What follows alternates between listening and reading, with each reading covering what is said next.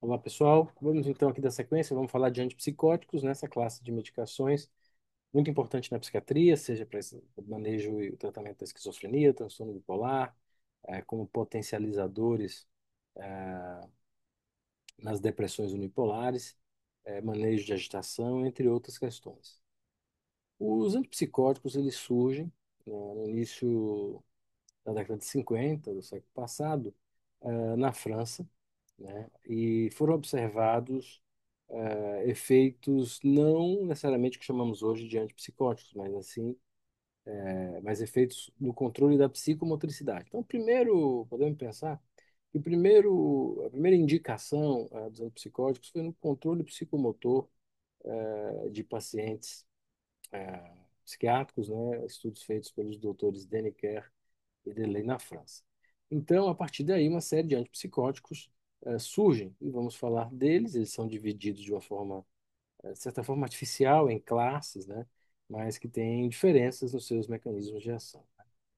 E eu queria trazer para vocês a ideia de que o uso de antipsicóticos, sobretudo nas doenças como na esquizofrenia, e como está exposto nesse trabalho do Dr. Jerry Tirone, visa diminuir mortalidade. Então, acho que é um tabu, um ponto de vista que talvez até apresente data vocês não tenham acerca desse grupo de classe e do objetivo dos tratamentos psiquiátricos de maneira geral.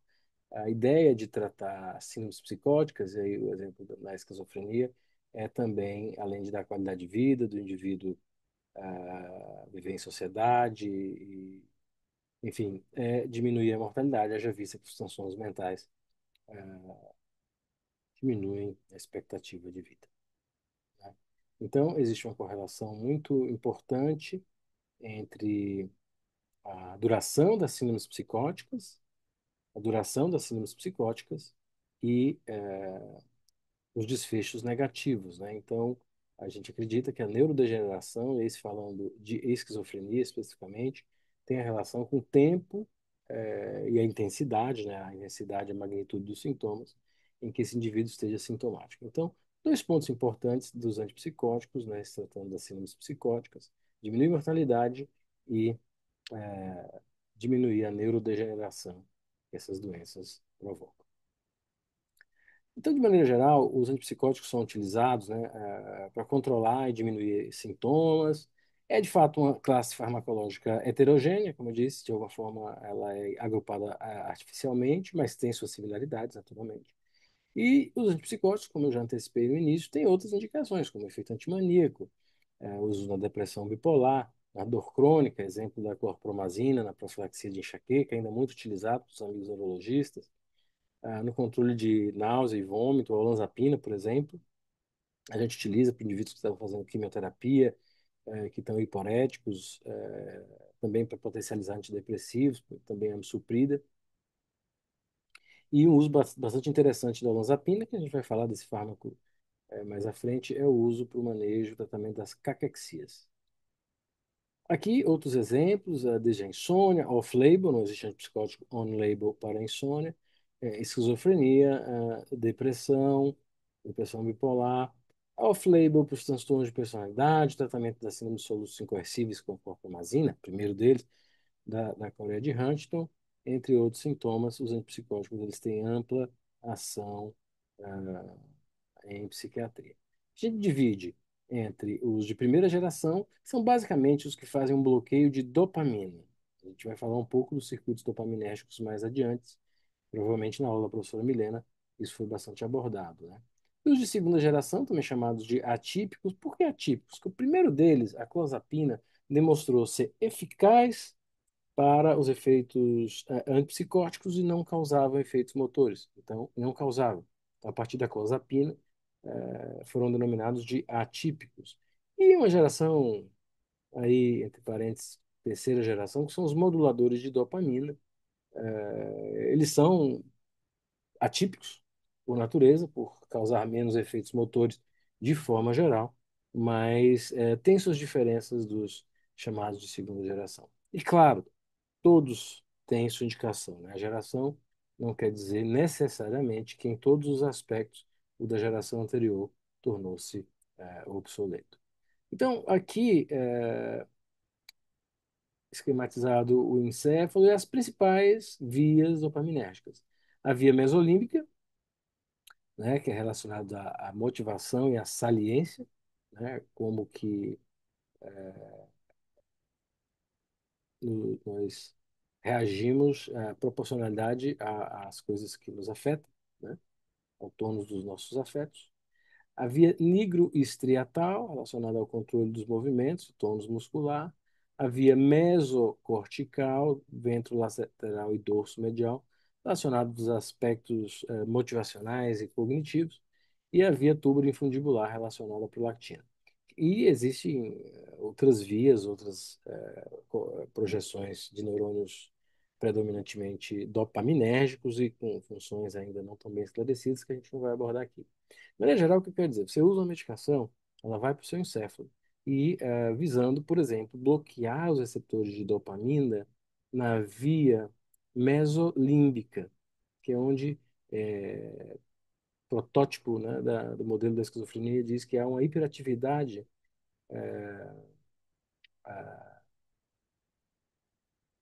dopaminérgica.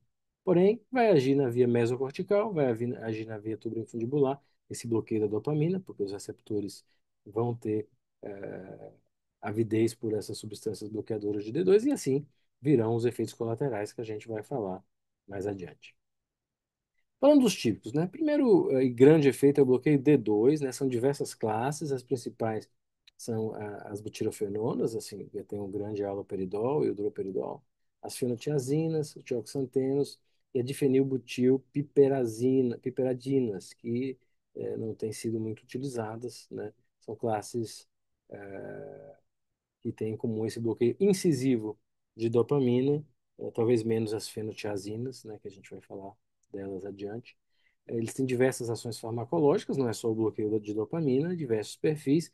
E, via de regra, essas drogas que têm uma maior afinidade de dopamina devem ser evitadas nos transtornos neurodegenerativos relacionados à própria dopamina, como a doença de Parkinson, a demência por corpúsculos de Lewy. E, naturalmente, o parkinsonismo, a catesia de cinesia tardia, são os sintomas motores que a gente pode presencialmente esmiuçar relacionados ao uso de D2, bem como os sintomas afetivos. Vou voltar aqui rapidinho. Na via, repare essa via, esse desdobramento, né, dos neurônios dopaminérgicos para o córtex pré-frontal dorso lateral e ventromedial. Repare que essa via mesocortical, ela tem a sua função, entre outras questões, relacionadas à cognição, né? Relacionados à volição, né? Aspectos que são afetados pela própria doença. Essa via ela é hipofuncionante, via de regra, pelos casos mais clássicos de esquizofrenia. Então, nesse sentido, os típicos, por bloquearem dopamina nessa área, podem piorar, e aqui eu retorno ao slide que estava, os sintomas negativos. Então, os típicos eles são bastante eficazes para o controle dos sintomas positivos, e para os sintomas negativos existe a plausibilidade deles piorarem, né? O grande exemplo dos típicos é a haloperidol. O haloperidol, que é uma butirofenona, conforme eu disse, tem essa potência de bloqueio de dopamina, mas também de geração de efeitos adversos. Então, o haloperidol é considerado, então, um tipo de alta potência, porque ele tem um tropismo, né, maior por bloquear a ação da dopamina no seu receptor D2 e, assim, diminuir os sintomas psicóticos, né? Lembrando que existe um haloperidol intramuscular, a gente vai falar na aula de agitação, por via oral, e que tem características cinéticas diferentes, né? E o haloperidol de depósito. As medicações de depósito, eu vou mencionar um pouco adiante, tem como grande trunfo promoverem a adesão. Esses pacientes, eles têm uma adesão prejudicada, né? Em esquizofrenia especialmente, mas isso é extensivo a quase todos os transtornos mentais. A clorpromazina, ela é típica, mas ela não é incisiva. Para bloquear a dopamina, ela precisa de doses mais altas, né? Ela é uma fenotiazina, a exemplo da levomepromazina, que é o Neosine, quem vai passar, por exemplo, em maternidades, é muito utilizado nas grávidas, né, para indução do sono e ansiólise, assim, off-label, a levomepromazina, mas, que é o Neosine, famoso Neosine. Então, uma droga certa similaridade com a clorpromazina, mas não é um bloqueador D2 em doses baixas, né? A gente usa para doses baixas para outras questões. Falando mais da via mesolímbica, então, repetindo o que a gente disse, a via mesolímbica é o local onde, hipoteticamente, e assim, claro, evidências robustas acerca desse efeito, é uma hiperatividade de dopamina. Aqui representada a dopamina por esses espécie de losango aqui azul, só que nesse caso a dopamina está sendo bloqueada, né? Esse bolinha azul com o biquinho do pato aqui encaixado no receptor simboliza o haloperidol, diminuindo a probabilidade de ligação dos receptores da dopamina do neurônio pré-sináptico no neurônio pós-sináptico, né? Então, esse é a hipótese que vai gerar a diminuição dos sintomas positivos aqui, demonstrado como a figura do professor Stephen Stahl, de uma alucinação auditiva, que, aliás, subtipos de alucinações auditivas, audioverbais, são as mais prevalentes nesse transtorno, né? Bom, sintoma negativo, lembra que falamos agora mesmo das vias mesocorticais, né? Então, nessas vias, o bloqueio de dopamina, ele não é desejado. Então, os típicos, classe que a gente fala aqui de maneira generalizada, eles podem piorar os sintomas negativos. Então, essas figurinhas do Stahl aqui simbolizam bem essa diminuição da volição, né, da iniciativa e muitas vezes de vários aspectos como cognitivos. Então, é um efeito indesejado. Na verdade, a gente vai falar de um efeito desejado, que é na área mesolímbica, na mesocortical, que é indesejado, piora dos sintomas negativos, certo? E também falaremos de duas outras vias cuja ação dos bloqueadores de dopamina, e aqui falamos dos de primeira geração, não é desejada. Na via tubo-linfundibular, vocês devem ter visto isso na ginecologia, a prolactina, ela é modulada pela dopamina. Então, se você bloqueia essa modulação, vai haver um aumento da prolactina. E o que pode acontecer com esse aumento da prolactina? Diminuição da libido, que é o efeito mais comum. Pode acontecer também galactorreia, até em homens, inclusive, mastalgia, né? Então, existem vários efeitos. Existem alguns trabalhos, mas são geradores de hipóteses que a aumento da proteína pode relacionar-se com algumas neoplasias mamárias.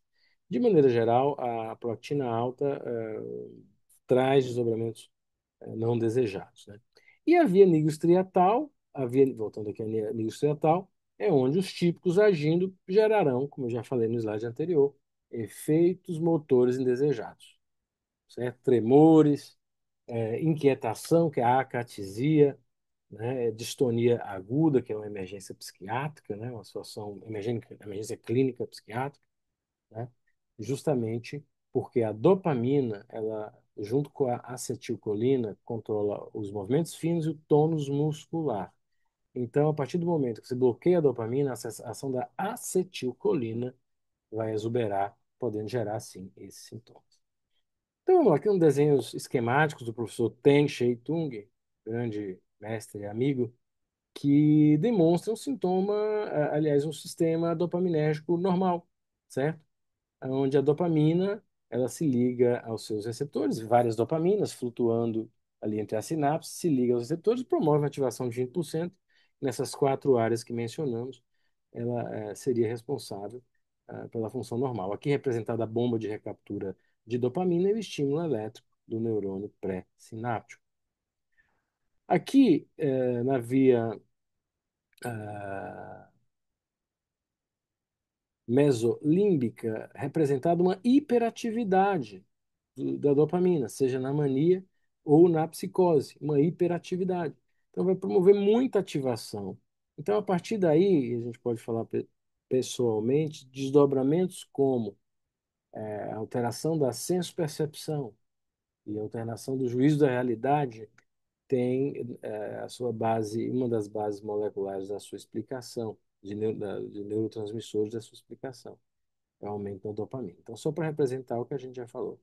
Aqui, todavia, é representada o bloqueio pelo haloperidol e tem uma baixa constante de desligamento, ou seja, se liga muito os receptores D2, deslocando a dopamina, aumentando sua disponibilidade para recaptura, né? Então, o haloperidol ele diminui esse processo de ativação e na área, por exemplo, nigrostriatal, relaciona-se aos efeitos extrapiramidais.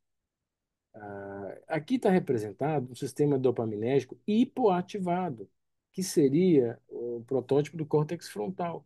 Então, em indivíduos com esquizofrenia, por exemplo. Então, a hipoativação dopaminérgica, né, nessa área pode se relacionar com a origem dos sintomas negativos. Então, vamos falar um pouco mais disso, dessa correlação remédio-sintoma. E aí eu queria mostrar para vocês, em outro gráfico, como estão as vias e para reforçar a importância dessas vias. Indivíduo esquizofrênico em crise, ele vai ter a via mesolímbica hiperativada, vai ter a via mesocortical hipoativada e vai ter a via nigrostriatal e tuberoinsular normoativadas. Então, a partir do momento que a gente der uma medicação, o que que vai acontecer?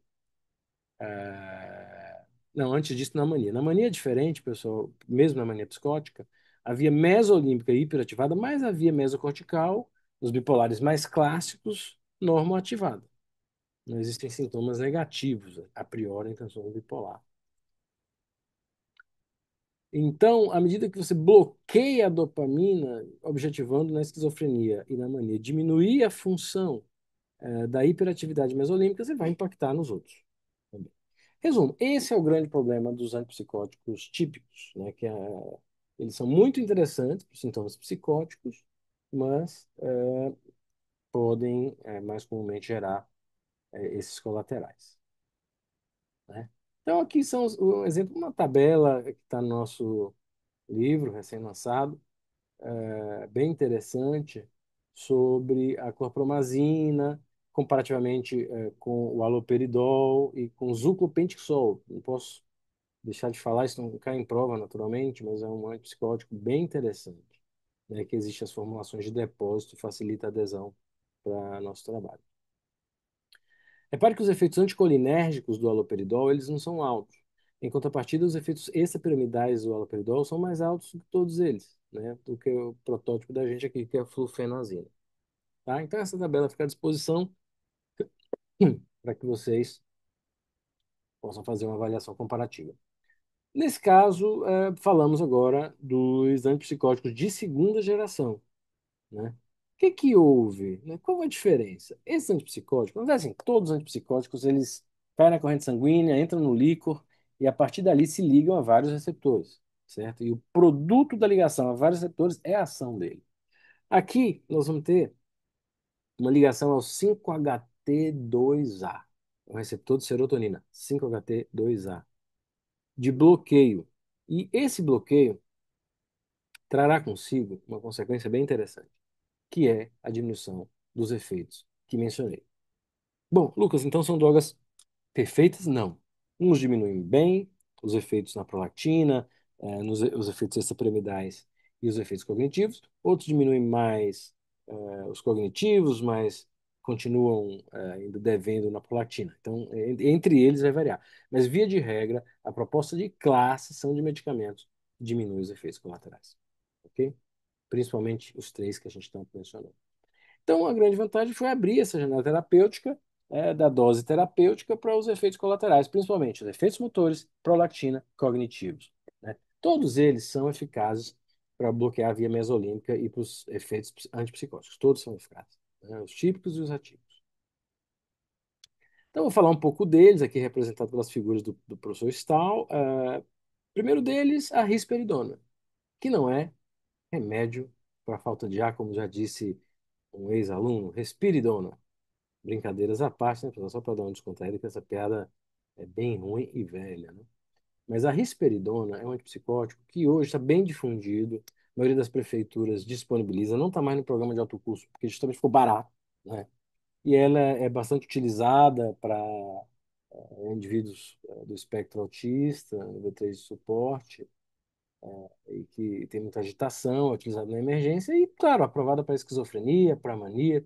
Problemas da risperidona: bloqueio alfa-periférico, risco de hipotensão, muito cuidado em idosos, hipotensão, queda.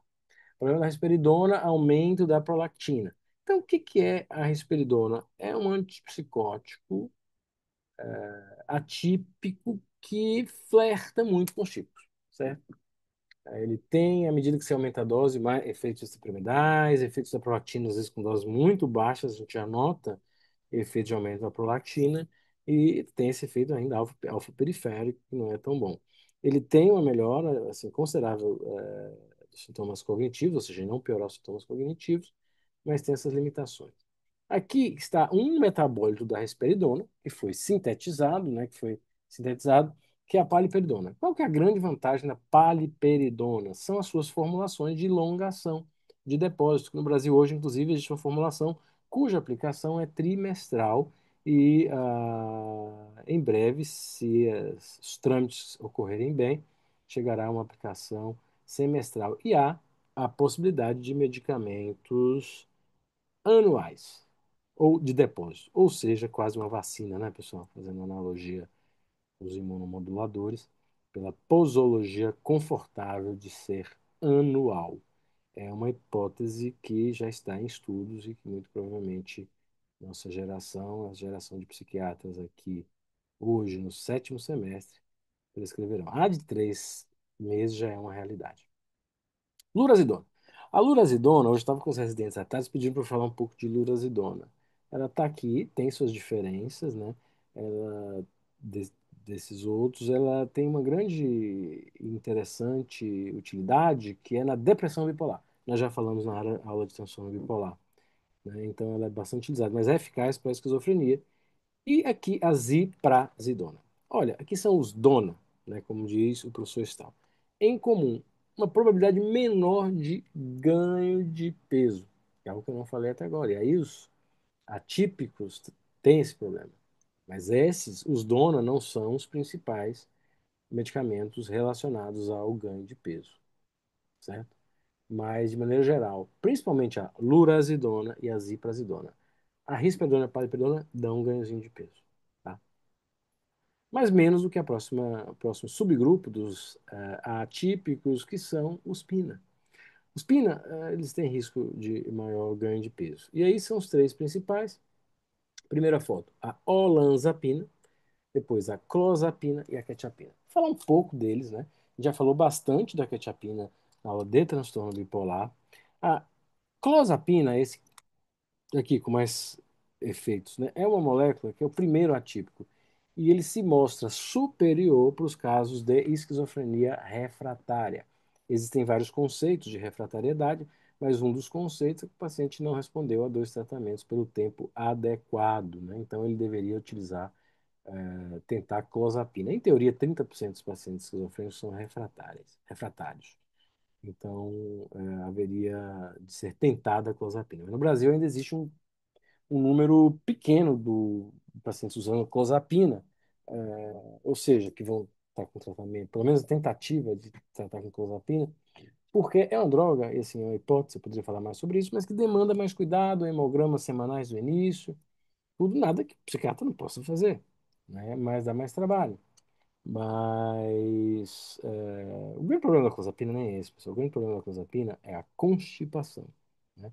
Existem outros efeitos, miocardite por clozapina, a granulocitose hipotética, que eu posso falar para vocês, quem tiver curiosidade, por que que chegou nessa história de granulocitose, que não é tão comum assim, né? Países como a China, por exemplo, há relatos que já não se utilizam do hemograma nem nas fases iniciais, haja vista que a probabilidade de granulocitose é muito baixa. E a olanzapina é um meio termo entre a quetiapina e a risperidona. Vamos lá. Tem risco de efeitos extrapiramidais? Tem. Inclusive, ó, todos eles não devem ser usados para pacientes com doença de Parkinson, que comumente ficam psicóticos, nem doentes com corpúsculo de Lewy, inclusive a olanzapina, deve ser evitado. Os dois únicos que podem ser utilizados, quetiapina, clozapina, porque o efeito antipsicótico da quetiapina e da clozapina, ele é diferente. Ele é baseado em outras ações, inclusive anti-histamínicas. A propósito, existem medicamentos em fase 4 cujo efeito é anti-histamínico, né? Bloqueio H3, então essa aula vai crescer, mas não vamos falar disso agora. Mas os efeitos antipsicóticos da clozapina e da quetiapina não são pelo bloqueio de dopamina. Então, elas são utilizadas, podem ser utilizadas na doença de Parkinson. Nos Estados Unidos, existe uma molécula parecida utilizada para as psicoses no Parkinson e no Lewy, que é a pimavanserina. Não dispomos ainda no Brasil, espero que possamos dispor, principalmente na psiquiatria geriátrica. Mas voltando a falando da olanzapina, então, ela tem menos hipotensão postural do que a risperidona e também do que a própria quetiapina, menos efeito extrapiramidal, tremor, efeitos neurológicos, motores, do que a risperidona, mas tem uma coisa ruim, que ela é campeã, engorda muito. Então, temos que estar muito atento, né? E eventualmente, pessoal, curiosidade, até associar com medicamentos que possam modular o ganho de peso, seja para clozapina, mas também para quetiapina, né, como os análogos de GLP-1, é uma possibilidade, os pacientes que respondem muito bem e não respondem bem a outras moléculas, ok? E os atípicos? Atípicos de terceira geração, né, que é um desdobramento da segunda geração, vai, mas assim, botei aqui para facilitar o entendimento de vocês. Esses atípicos são moduladores de dopamina. Assim, em teoria, é bem interessante, né? Porque ele pode, na esquizofrenia, aumentar a ação dopaminérgica no córtex frontal, que está hipoativo, e diminuir na área mesolímbica. Então, seria uma droga perfeita. De fato, alguns pacientes se beneficiam muito desses moduladores de dopamina. O que que eles fazem, na verdade?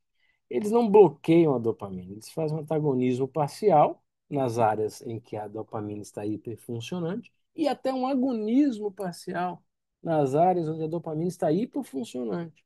Então, em teoria, é bastante interessante. Mas ele tem os problemas dele, por exemplo, o aripiprazol, que está muito bem divulgado, tem um índice de acatesia, né? Inquietação grande. Então, eles flertam com alguns efeitos dos típicos, bem como o brexpiprazol. E existe também a cariprazina, mas não dispomos no Brasil. Essas medicações, no Brasil dispomos do aripiprazol e do brexpiprazol, são primeira linha para potencializar antidepressivos, tá? Então, aqui uma tabela comparativa para vocês apreciarem com calma, né? Vou disponibilizar esse slide, né, no AVA também para vocês. E aí faz uma análise comparativa, né, da dislipidemia, dos sintomas extrapiramidais, da sedação, né, a clozapina também é bastante sedativa, né, e, enfim, né, para que vocês possam aí entender melhor.